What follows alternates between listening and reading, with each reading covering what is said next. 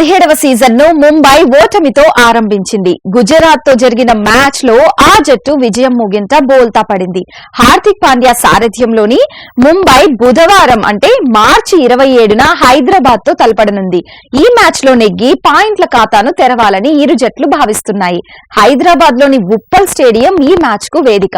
హైదరాబాద్ తో జరిగే match Mumbai star batter Rohit శర్మకు చాలా ప్రత్యేకం.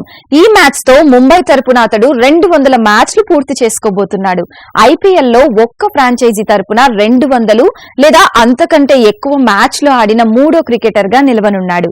ఈ జాబితాలో విరాట్ కోహ్లీ 239 మ్యాచ్లు బెంగళూరు తరపున, ఎంఎస్ ధోని 221 మ్యాచ్లు చెన్నై తరపున రోహిత్ కంటే ముందున్నారు. హిట్ మ్యాన్ 2011 నుంచి ముంబైకి ప్రాతినిధ్యం వహిస్తూ ఇప్పటి వరకు 199 మ్యాచ్లు ఆడి 5084 పరుగులు చేశాడు. ముంబై తరపున అత్యధిక పరుగులు చేసిన ఆటగాడు కూడా రోహితే.